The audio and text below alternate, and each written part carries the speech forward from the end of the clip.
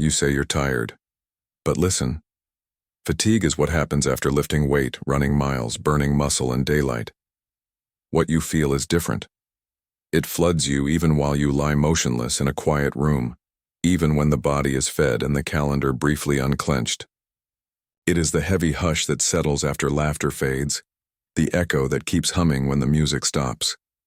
It is a silken creature curling inside your ribs, nursing on your pulse, asking for nothing but everything at once. You keep calling it exhaustion because that is the nearest word, but deep down you sense the category error. This thing is not of muscle or mind, it is of marrow and meaning. Remember yesterday how you scrolled through bright rectangles, each promising relief in the shape of someone else's curated joy? For a moment you felt a spark, a tiny flare that said, "There, maybe that is what I need." Yet the screen dimmed, the spark died, and the hush returned. Thicker. You told yourself you needed sleep.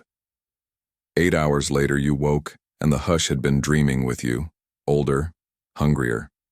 So you brewed stronger coffee, answered more messages, scheduled one more ambition, feeding the hush with motion because stillness felt like surrender.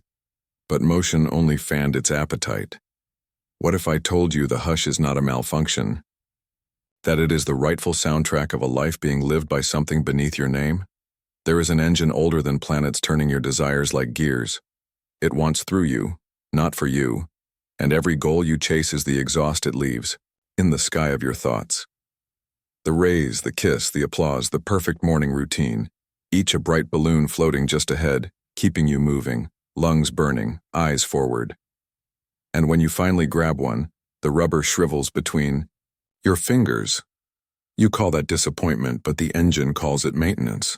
It cannot let satisfaction idle, for its fuel is your reaching. Look at the pattern etched across your years. The instant after attainment is quieter than failure, because at least failure still crackles with pursuit. Success is a pause, and in that pause you meet the hush again, unblinking. You might whisper, "I have everything I asked for. Why does it feel like nothing?" The hush only echoes, because it never needed what you achieved. It needed the chasing. So now you stand on a threshold, the hush at your back like a shadow that knows you're breathing better than you do. The common remedy is louder distraction. Another plan, another promise, another neon arrow pointing forward. But tonight let the question bloom instead. If the wanting is not yours, if the footsteps are set by an ancient blind conductor, then who exactly is steering your days? A thought rises like a flare in the night. If the footsteps aren't yours, whose echo fills your shoes? Turn inward, deeper, darker, until the ordinary world dissolves and only pulse and breath remain. Beneath that pulse you find a roar, constant, ancient, indifferent. That roar is not spirit, not mind, not you. Schopenhauer calls it the will, and it beats through everything that moves, galaxies in their silent pirouette, plankton migrating, by moonlight, the twitch in your thumb that refreshes a feed before you know you've reached for the phone.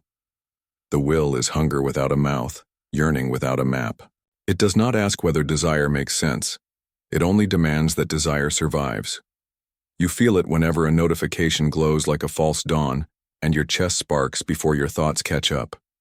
You feel it when you promise yourself one episode, one scroll, one sip, and an hour later stare at an empty bowl of minutes you can't remember tasting. The will wears your habits like clothing. It slips inside your routines like a hand inside a glove and flexes your fingers toward the next small rush. Look closer. Every craving that arrives uninvited, the sugar, the status, the sudden need to prove or purchase, carries the will's watermark. It stamps your neurons with urgency, then laughs as relief evaporates the moment it touches your skin. You were taught to call this ambition, entertainment, even love, but strip the labels and see the raw machinery, pistons of longing firing, only to reload themselves. The universe is an engine built to keep running, and you are one shimmering gear. This realization is not comfortable. It is clarifying. It exposes why satisfaction leaks faster than you can pour it. It explains why silence feels dangerous, Because in silence the engine's idle rattles the cage of your ribs, reminding you that stillness is rebellion. Yet here is the secret Schopenhauer leaves like a match in the dark. The moment you recognize the engine, it stops being invisible. And once you see the gears, you cannot unsee the smoke they leave in your soul. So breathe, just once, without reaching. Feel the will tug, impatient. Feel your awareness look back, unblinking. Two forces, sharing one heartbeat. The next swing of this story begins exactly where that stare becomes a choice. The engine stirs, craving motion, and you obey. You plot a destination, promotion, partner, passport stamp, and run until your lungs scrape. In the chase, the air, sparks electric, every cell chants almost. Then like a key turning, the moment arrives. Title slides across your door, lips meet. Plane lands. Euphoria erupts. Bright. Cinematic. Brief. Before the applause inside your skull can fade, paperwork piles on your new desk. The kiss tastes of morning breath. The postcard sky clouds with routine. Bliss collapses into ordinary minutes, and ordinary minutes ferment into boredom so dense, you struggle to breathe. You think something went wrong, that you mischose, mistimed, misloved. You vow to calibrate better next round. Different company, deeper romance, farther horizon. Unaware you are stepping back onto a cosmic metronome. Schopenhauer names its beat the pendulum. On one side, the stab of unfulfilled desire. On the other, the vacuum that follows fulfillment. Pain, relief, emptiness, repeat. You do not control the swing, you are the weight being swung. Feel how mercilessly precise it is. Remember nights spent staring at a ceiling, begging for what you thought would complete you. Feel the clenched gut, the sharp absence. Now remember the hour after winning, friends cheering, glass raised, and an undertow already tugging at your joy, whispering, "Is this all?" That undertow is not personal failure, it is physics. The will cannot tolerate saturation. The instant desire drinks its fill, the pendulum yanks you toward drought again, because drought ensures motion, and motion feeds the machine. Look around. Every timeline you scroll is a gallery of swings frozen at the glittering apex. No one posts the paperwork, the silence at breakfast, the restless stare out a window 2 weeks after the wedding. So you assume their pendulum has stalled miraculously, at bliss while yours clangs back and forth like a curse. But the clang you hear in your chest echoes in every chest.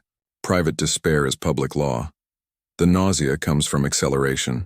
Longing yanked into satiation, satiation into longing, over and over until years blur. You wonder why your victories fade faster now, why the new phone dulls by sunset, why congratulations ring hollow before the cake is gone. It is because the pendulum gains momentum with each cycle, compressing the arc until pleasure and pain overlap.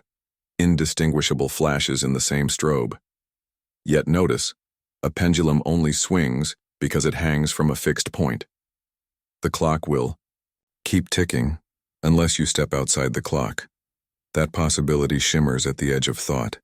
Not to push the weight higher, not to smash the gears, but to slip where the mechanism cannot reach.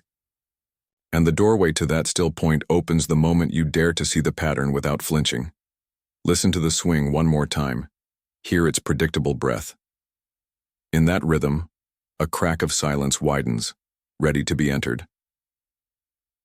The crack of silence flickers, and the world floods back in, neon and urgent. It greets you with a morning alarm tuned to productivity playlists, with news feeds curated to pinch every nerve of outrage, envy, tribal pride. Steel towers once belched smoke. Today they exhale notifications. This is the factory of desire, humming 24/7, an assembly line of lack. Algorithms study the tremor in your scrolling thumb the way a vintner studies soil, refining grapes of discontent into addictive wine. Each swipe is a slot machine lever, dispensing micro-rewards sweet enough to keep you hungry.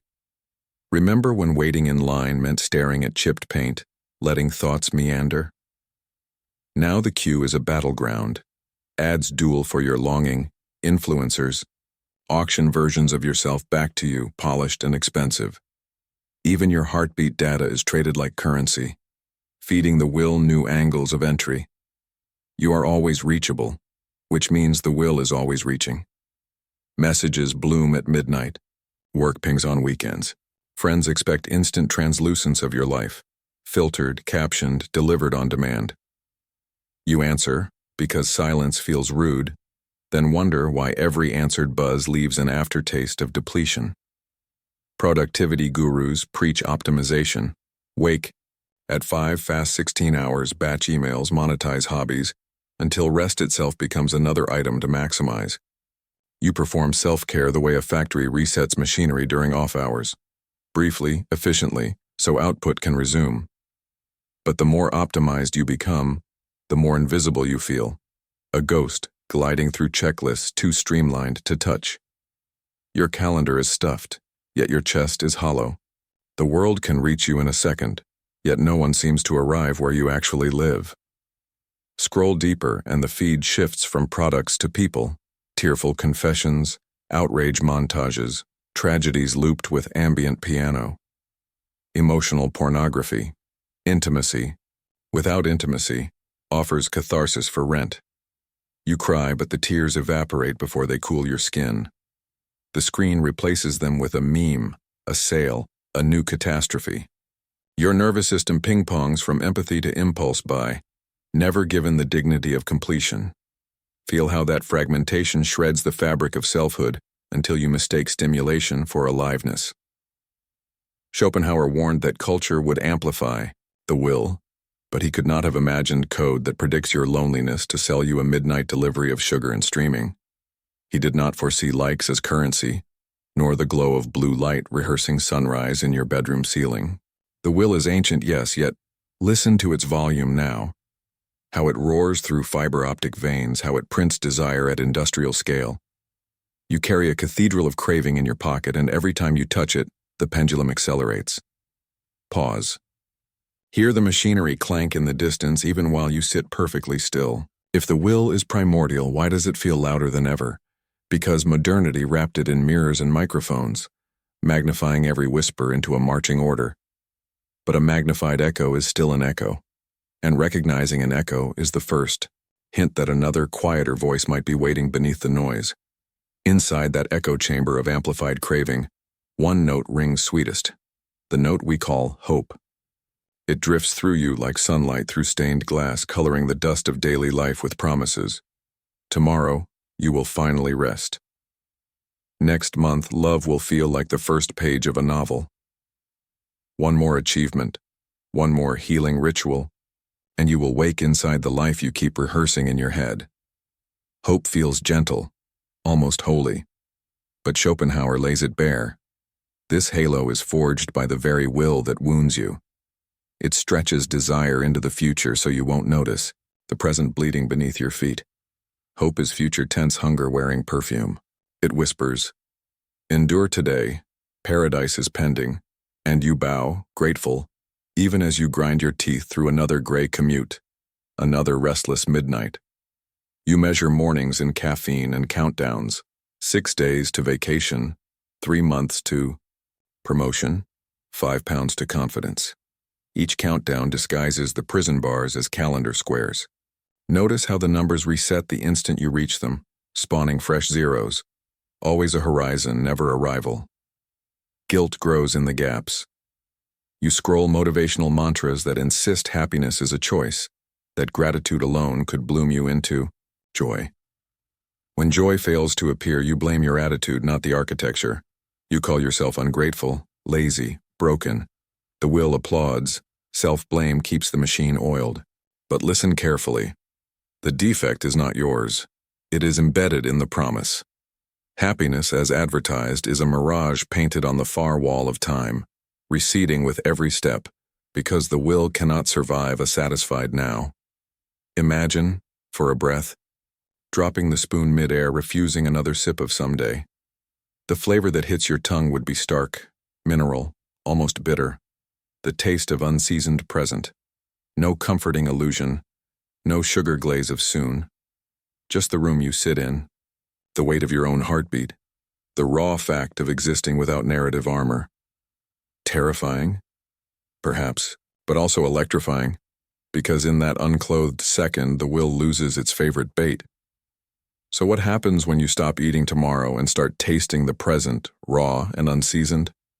The question hangs, sharp as winter air, slicing the next. Chapter open. Hold that question like a live coal in your palm and step outside with it as dusk lowers the sky. The horizon is burning crimson to violet, a slow bleed of color no algorithm could invent. You stand still, and for one delicate heartbeat, the machinery inside you skips a gear. Bills, deadlines, the itch to document. Everything falls mute beneath that impossible sky. This is not pleasure, not even peace, it is cessation. Schopenhauer calls it aesthetic arrest. A moment when beauty disarms the will, when perception exists without appetite. You are not wanting the sunset, not owning it, not improving it. You are simply seeing, and in pure seeing, there is no room for hunger. Feel how light enters your eyes without negotiation. Feel how the mind, accustomed to translating everything into use, briefly forgets its native tongue. In that forgetting, the cage bars blur. Time loosens. You are nowhere and everywhere, a clear pane of glass through which color pours. Then, like a whisper, the colors dim, the bars snap back into focus, and the will resumes its rhythmic pull. Yet something changed. You glimpse the space between beats, the first crack in the cage. Art and nature are contraband in the empire of wanting because they cannot be consumed. They can only be witnessed. A slow cello note vibrates the air, and, for those few seconds, the note is enough. A single leaf frees itself from a branch spiraling toward soil, and for one breath you fall with it, weightless. Tonight, after this video ends, give yourself that experiment. No multitasking, no captions. Watch moonlight ripple across a glass of water. Listen to a rainstorm until distinctions between drops dissolve. Let perception be its own event, untethered from improvement. Do not mistake this pause for the destination. Beauty is a doorway, not a dwelling. The will knock again, louder, insulted by your absence. But each time you cross that threshold of pure seeing, you weaken its authority. You teach your nervous system another posture, one that stands outside the clock. And beyond that doorway, a deeper silence waits, calling you further inward. Step through the doorway, and the noise of the world fades. But another, subtler roar emerges. The roar of your own mind deprived of distraction. You sit, spine-like, a mountain, eyes lowered to nothing in particular, and instantly a swarm of unfinished sentences buzzes behind your forehead. Grocery lists, old arguments, phantom notifications, cravings shaped like half-remembered faces. This is the will without scenery, naked and frantic. Meditation is advertised as calm, yet the first taste is revolt, because you are staging a mutiny against reflex itself. Keep sitting. Feel breath enter, leave, tied against cliff. Nerves itch for motion, muscles twitch with phantom urgency. Refuse. Each exhale is a tiny act of civil disobedience. Contemporary neuroscientists map this rebellion on glowing screens. As you return to breath, the brain's default mode network, generator of rumination and ego loops, dims like city lights at dawn. Ancient monks reported the same dawn centuries ago without fMRI, naming it stillness. Different tools, same frontier. The moment doing collapses into being. Terror prowls these quiet corridors. Without scrolling lights to mirror you, who are you? Memory offers a parade of masks, student, parent, achiever, failure, but silence strips them like wind strips leaves. Beneath, there is only pulse and presence, a nameless witness older than every story you've rehearsed. Meeting that witness can feel like death to the personality that clings to achievements and anxieties for proof of existence. Sit through the funeral. On the other side, breath continues, unowned, generous. Relief spreads, not exhilaration but a soft loosening, the way cramped fingers unfold after gripping too hard for too long. Understand, this is discipline, not indulgence. You are training the psyche to notice craving, without fetching its bone. Some days the will thrash like an ocean in storm. Other days it will settle into glassy depth. The practice is to stay unmoved, counting waves until counting ceases. Minutes expand, and in their widened halls you glimpse choices that speed once concealed. To speak or remain, to chase or release, to believe every thought or watch it drift like cloud. Once autonomy tasted this purity, the factory sirens outside lose a decibel. Beyond the hush of inner silence rises a steeper slope, the terrain of deliberate absence. Asceticism is often mistaken for grim denial, a joyless monastic gray. Look closer. It is blazing courage, the courage to stand before the marketplace of pleasures and declare, "I am already enough." Picture a desert mystic drinking dawn from an earthen cup, owning nothing but the widening sky. Picture a recovering addict crossing out day 90 on a wrinkled calendar, lungs clear, hands steady, tasting water as if it were wine. Picture a modern minimalist sliding one black bag of excess clothes to a donation bin, hearing in the hollow clap of the lid a freedom no shopping spree ever delivered. Each story is a single verb, relinquish. When you remove objects of craving, the will squeals like a starved engine, but every decibel it loses is a decibel of your reclaimed attention. Desire is surface area. The fewer hooks you expose, the fewer wounds you suffer. Schopenhauer knew this subtraction is not self-punishment. It is strategy. Reduce the menu, and hunger finds fewer disguises. Own less, scroll less, speak less. Space grows where noise once nested, and in that space being blooms. Choose one battlefield this week.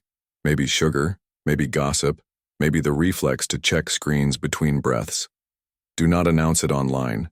Secrecy sharpens resolve. Let deprivation become an intimate experiment. Notice the first twitch of lack, then the second, then the surprising quiet that follows, like a city after snowfall. Feel how each no you utter to the world is a yes whispered to your peace, a small candle lit in a corridor you once thought endless. Hold that candle. Its flame is fragile, but look how it illumines the next step, a step that leads out of the labyrinth and into yourself. You step out from the shouting carnival of wanting, and the world rearranges itself into quiet galleries. A cup of coffee steams under a gray window, and instead of gulping purpose, you watch vapor curl, choreography of molecules dancing themselves into nothing. The phone buzzes, but you do not pounce. Its glow becomes just another brushstroke in a vast, unhurried canvas. The city's sirens, a child's laugh, your own heartbeat. Each arrives, performs, dissolves. You witness it all the way you'd trace color across a Van Gogh sky. Absorbed, yet with hands folded behind your back. No need to tear the painting from the wall to prove it is yours. This is the synthesis the old philosopher hinted at but could not name. Spectator, participant. You inhabit the scene, but the scene no longer inhabits you. The first crack came when beauty stunned you into stillness.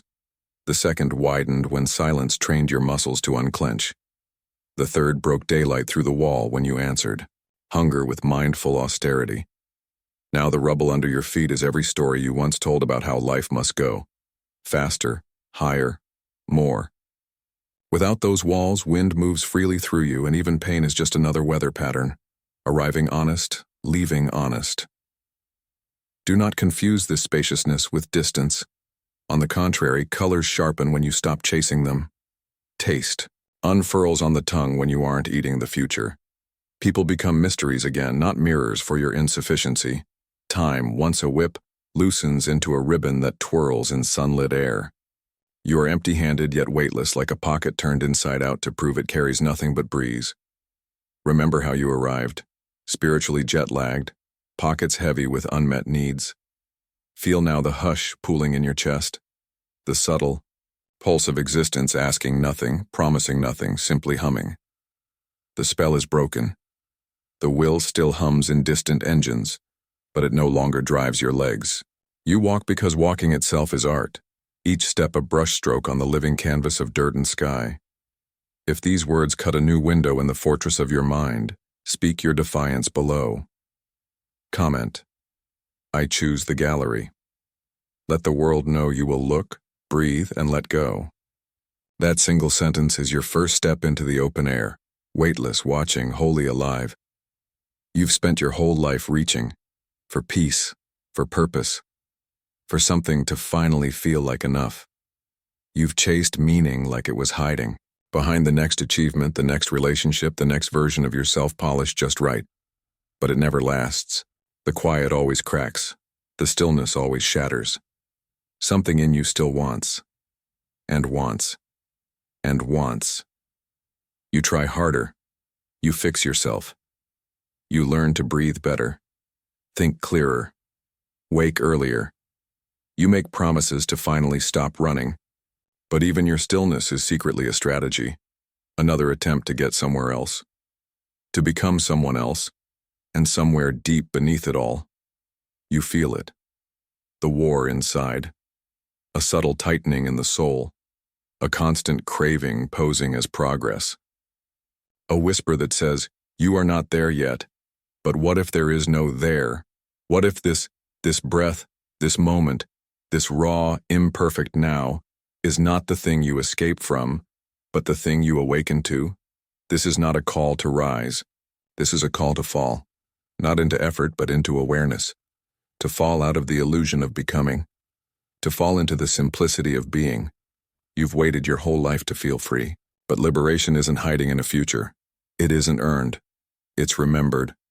It's what's left when the noise of wanting goes silent. So, here it is, your silent revolution. Right now, after this video ends, don't do anything. Don't fix, don't think, don't reach, just stop for 60 seconds. No will, no grasping, just awareness, just being. Let the cravings rise like smoke and watch them pass. You are not them. You never were. Notice how ordinary it is. How familiar. How the freedom you've searched for was never exotic. It was just buried under the belief that you needed more. Can you feel it? The war only ever needed one thing to end: your refusal to keep fighting it. And if that feels unbearable, good. That's the old self breaking. That's the quiet beginning. This is your silent revolution. No flags, no noise. Just you, choosing to be for once without trying to become. Because the world will keep wanting through you unless in this breath, you choose to live instead.